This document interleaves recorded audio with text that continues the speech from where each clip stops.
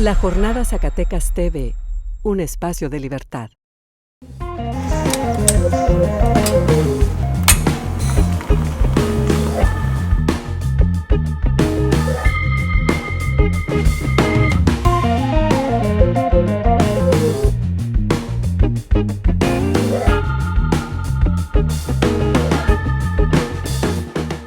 Dentro de 2 semanas, el 1 de diciembre, se cumplirán 3 años de la llegada a la presidencia de la República del licenciado Andrés Manuel López Obrador. Aquel 1 de diciembre de 2018, ante el Pleno del Congreso de la Unión, rindió la protesta de ley y hizo un discurso de compromisos concretos y medibles con el pueblo de México. Esos compromisos programáticos habían venido siendo explicados, comentados en toda la campaña previa, en la campaña electoral, y no solo, antes, mucho antes de la campaña electoral, Andrés Manuel López Obrador ha estado comunicándose con el pueblo de México por la vía de compromisos, de propuestas. Su discurso ha sido muy programático. El día de la llegada al Palacio Nacional, en el Zócalo de la capital del país, ahí repitió, leyéndolos uno por uno, los 100 compromisos que identificarían a su gobierno y que lo obligarían ante el pueblo de México.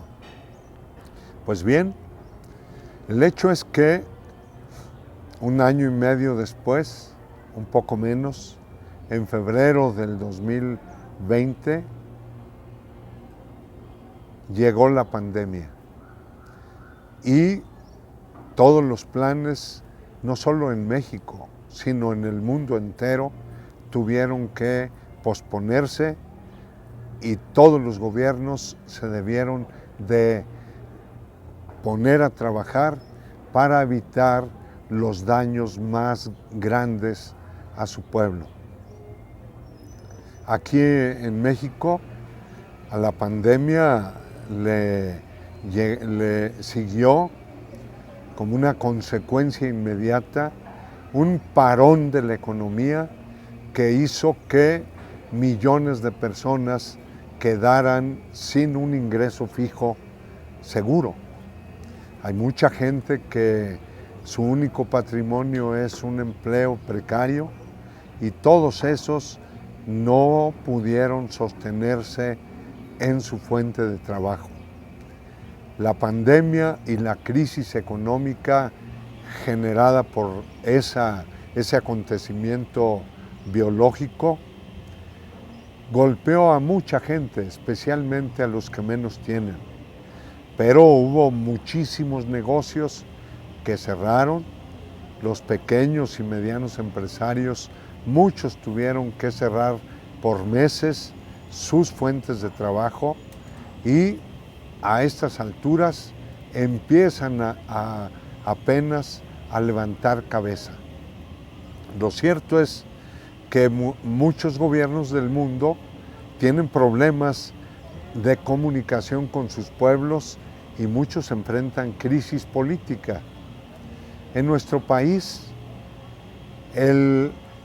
los reportes de todas las encuestas publicadas nos dicen que el presidente Andrés Manuel López Obrador tiene un reconocimiento social de alrededor del 70% de la población.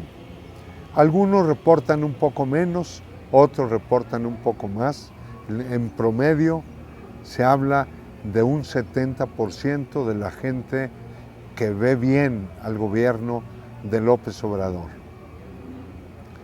Y uno se podría preguntar, ¿cómo es posible que eso haya sucedido, que estén esos indicadores manifestando tanta confianza, sí, a la gente se le obligó a estar en sus casas por meses, por más de un año, si a la gente se le condujo para que siguieran las reglas que el gobierno estaba dictando bajo la política que la Organización Mundial de la Salud le planteaba al mundo entero. Tampoco estaban aquí en México inventando el hilo negro. La política antipandemia fue muy parecida en todo el mundo, sobre todo más conocido y con más información. Hay países que no cuentan ni sus fallecidos, menos las atenciones, menos muchas cosas que fallan en los países que tienen mayores problemas económicos. Pues bien, a los 3 años de gobierno, Andrés Manuel López Obrador cuenta con la lealtad de la mayor parte de su pueblo. ¿Y por qué ocurre eso?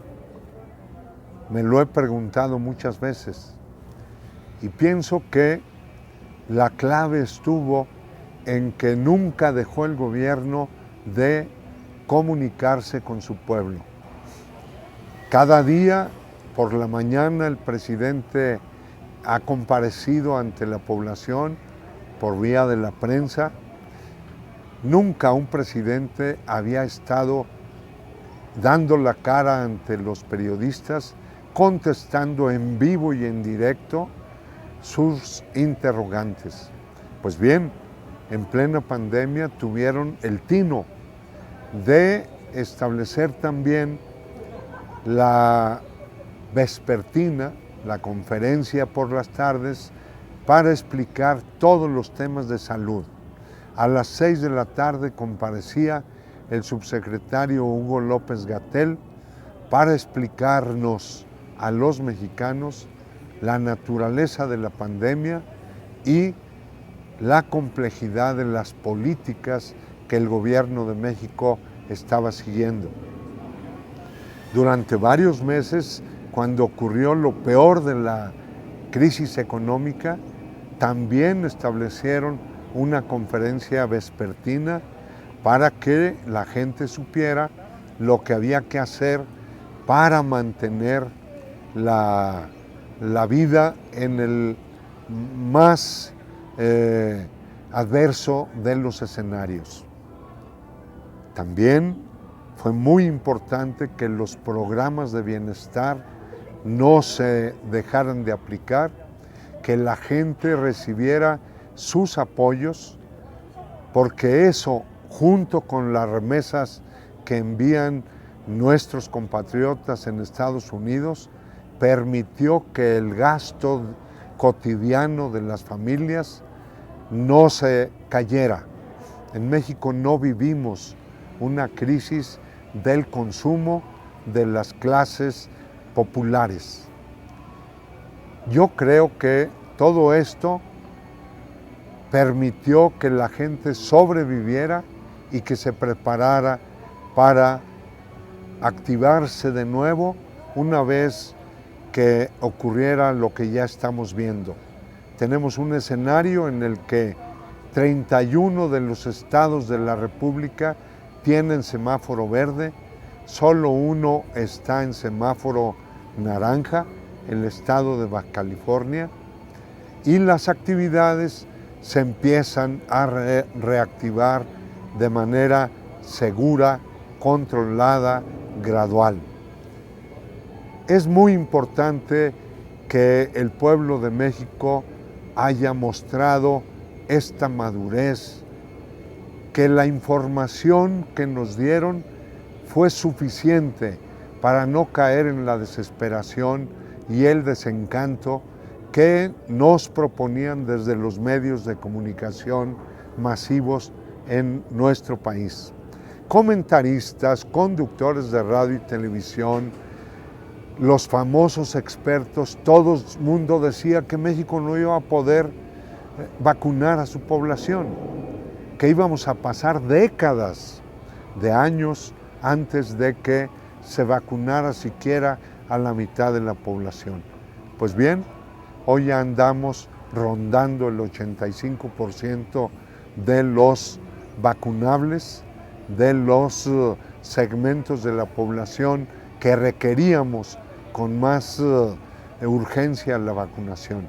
Qué bueno que el gobierno de México se puso las pilas y que ya estamos viendo la luz del túnel muy cerca.